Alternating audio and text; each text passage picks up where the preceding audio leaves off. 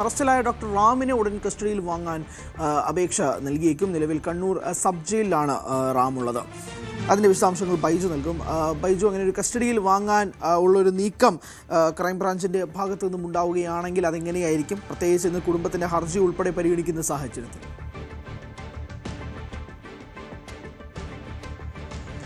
എന്തായാലും നിതിൻ രാജിൻ്റെ എണ്ണവുമായി ബന്ധപ്പെട്ട് ഡോക്ടർ റാമിനെതിരെയുള്ള നീക്കങ്ങൾ അത് ഒത്തുകളിയാണ് പോലീസ് ഉദ്യോഗസ്ഥർ എന്നുള്ളതാണ് കുടുംബത്തിൻ്റെ ആക്ഷേപം. എന്തായാലും അതുമായി ബന്ധപ്പെട്ടുള്ള ഹർജി ഇന്ന് ഹൈക്കോടതി പരിഗണിക്കുമ്പോഴാണ് കസ്റ്റഡിയിൽ വാങ്ങാൻ ക്രൈംബ്രാഞ്ചിൻ്റെ നീക്കവും നടക്കുന്നത്. റാമിനെ കസ്റ്റഡിയിൽ വാങ്ങാൻ അപേക്ഷ ക്രൈംബ്രാഞ്ച് നൽകുമെന്നുള്ളതും കൂടി മനസ്സിലാക്കുന്നു. എന്തായാലും അന്വേഷണ പുരോഗതി ഇന്ന് ഹൈക്കോടതിയിൽ വരുമ്പോൾ KV ബൈജു ഉണ്ട് വിശദാംശങ്ങളുമായി. ബൈജു, കുടുംബത്തിൻ്റെ ആരോപണം ഒരു ഭാഗത്ത് നിൽക്കുന്നു, ഹർജി ഇന്ന് പരിഗണിക്കും. അതോടൊപ്പം തന്നെ ക്രൈംബ്രാഞ്ചിൻ്റെ ഈ ഒരു കസ്റ്റഡിയിൽ വാങ്ങൽ അപേക്ഷയും എങ്ങനെ കാണണം? ഹരി, തീർച്ചയായും ഈ കേസിൽ ഇന്ന് നിർണായകമാണ്. കാരണം പുതിയ അന്വേഷണ സംഘത്തെ സംബന്ധിച്ചിടത്തോളം നിലവിൽ ഈ കേസിൽ തുടക്കത്തിൽ രജിസ്റ്റർ ചെയ്ത റാം, അതോടൊപ്പം സംഗീത നമ്പ്യാർ, ഇങ്ങനെ 2 പ്രതികൾ മാത്രമാണ് ഉള്ളത്. ഇതിൽ കൂടുതൽ പേർ ഉൾപ്പെട്ടിട്ടുണ്ട്. അവരെ കൂടി കേസിൽ പ്രതി ചേർക്കണമെന്നൊരു ആവശ്യം കുടുംബം തുടക്കം മുതൽ തന്നെ ഉന്നയിക്കുന്നുണ്ട്. പുതിയ ക്രൈംബ്രാഞ്ച് അന്വേഷണ സംഘം അത് സംബന്ധിച്ച് ഏതെങ്കിലും നീക്കം നടക്കുമോ എന്നത് ഏറ്റവും പ്രധാനമാണ്. എന്തായാലും റാം ഇപ്പോൾ കണ്ണൂർ സബ് ജയിലിൽ റിമാൻഡിലാണ്. റാമിനെ കസ്റ്റഡിയിൽ ആവശ്യപ്പെട്ട അപേക്ഷ സമർപ്പിച്ചേക്കും. കാരണം ഈ റാമിനെ ഒളിവിൽ കഴിയാൻ സഹായിച്ചത് ആര്, അത്തരം കാര്യങ്ങൾക്ക് ഒരു വ്യക്തത വരാനുണ്ട്. അതിൽ വളരെ തിടുക്കത്തിൽ ഒരുപക്ഷെ സാങ്കേതിക നടപടികൾ പൂർത്തിയാക്കാതെ ഇത്തരത്തിലുള്ള നടപടിക്രമങ്ങളൊക്കെ ഈ ക്രൈംബ്രാഞ്ച് സംഘത്തെ സംബന്ധിച്ചിടത്തോളം വലിയ സമ്മർദ്ദത്തിലാക്കിയിട്ടുണ്ട്. റാമിനെ വേണ്ട രീതിയിൽ ചോദ്യം ചെയ്യാൻ സാധിച്ചിട്ടില്ല എന്നൊരു ആക്ഷേപവും ഉയരുന്നുണ്ട്. അങ്ങനെ ഒരു സാഹചര്യത്തിൽ റാമിനെ ഒരു പക്ഷേ കസ്റ്റഡിയിൽ ആവശ്യപ്പെട്ട് ഇന്ന് അപേക്ഷ സമർപ്പിച്ചേക്കും.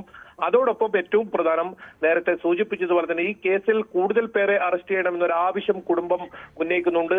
അതിൽ ഏറ്റവും പ്രധാനം, ഈ നിതിൻ രാജ് മരിക്കുന്നതിന് തൊട്ട് മുൻപ്, അതായത് 10 മിനിറ്റ് മുമ്പ് പ്രിൻസിപ്പലിന്റെ മുറിയിൽ 4ഓളം അധ്യാപകർ ചേർന്ന് വലിയ മാനസിക സമ്മർദ്ദത്തിന് ഇടയാക്കിയിട്ടുണ്ട് ഈ നിതിൻ രാജിനെ. അവരെ കൂടി പ്രതി ചേർക്കണമെന്നൊരു ആവശ്യമാണ് മുന്നോട്ട് വെച്ചത്. അതിൽ ക്രൈംബ്രാഞ്ച് ഏത് രീതിയിലായിരിക്കും മുന്നോട്ട് പോവുക എന്നത് ഏറ്റവും പ്രധാനമാണ്. അതോടൊപ്പം ഈ സുധീർ എന്ന് പറയുന്ന DYSP, ആദ്യം കേസ് അന്വേഷിച്ച ഈ ക്രൈംബ്രാഞ്ച് DYSPക്കെതിരെ നടപടി ഇന്ന് ഉണ്ടായേക്കും.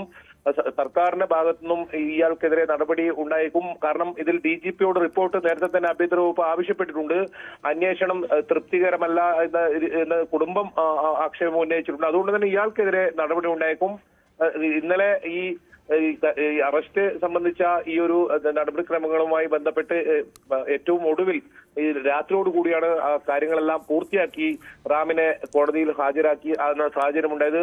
രാവിലെ ഈ കേസ് പരിഗണിച്ചപ്പോൾ തന്നെ ഈ ആദ്യത്തെ അന്വേഷണത്തിൽ ഈ DYSPയുടെ ഭാഗത്തുനിന്ന് വലിയ വീഴ്ച സംഭവിച്ചിട്ടുണ്ട്, നേരിട്ട് ഹാജരാവണം എന്ന് കോടതി പറയുകയും പിന്നീട് രൂക്ഷ വിമർശനം ഉന്നയിക്കുന്ന സാഹചര്യം ഒക്കെ ഉണ്ടായിട്ടുണ്ട്. ഏതായാലും വലിയ സമ്മർദ്ദത്തിലാണ് അന്വേഷണ സംഘമുള്ളത്. ഈ കേസിൽ വലിയ തോതിലുള്ള ഇടപെടൽ നടന്നിട്ടുണ്ട് എന്ന് തന്നെയാണ് കുടുംബം പറയുന്നത്.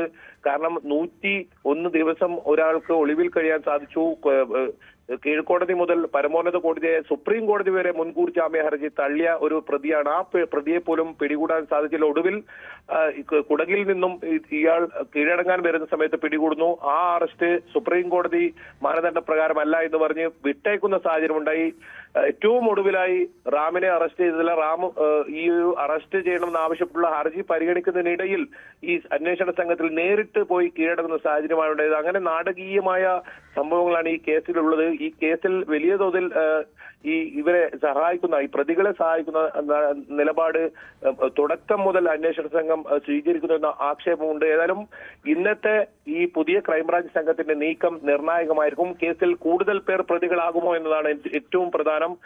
അതല്ലെങ്കിൽ ശക്തമായ പ്രതിഷേധവുമായി മുന്നോട്ട് പോകാൻ വിവിധ സംഘടനകൾ ആലോചിക്കുന്നുണ്ട്. ഈ സംഭവവുമായി ബന്ധപ്പെട്ട് ഈ അന്വേഷണം വളരെ മന്ദഗതിയിലാണ് ഈ പോകുന്നതെന്ന ഒരു ആക്ഷേപമുണ്ട്. അങ്ങനെ കൂടുതൽ പേർ ഇതിൽ പ്രതി ചേർക്കണമെന്ന ആവശ്യം ഉയർന്ന സ്ഥിതിക്ക് ഇതിൽ ഹൈക്കോടതി കൂടി ഈ കേസിന് പരിഗണിക്കുന്ന സാഹചര്യത്തിൽ ഇനി പുതിയ അന്വേഷണ സംഘം ഏത് രീതിയിലായിരിക്കും ഇത് മുന്നോട്ട് കൊണ്ടുപോയതാണ് ഏറ്റവും പ്രധാനം. ഏതായാലും KV ബൈജു ആണ് വിശദാംശങ്ങൾ നൽകിയത്. കൂടുതൽ വാർത്തകൾക്ക് News 18 Keralam YouTube channel subscribe ചെയ്യുക.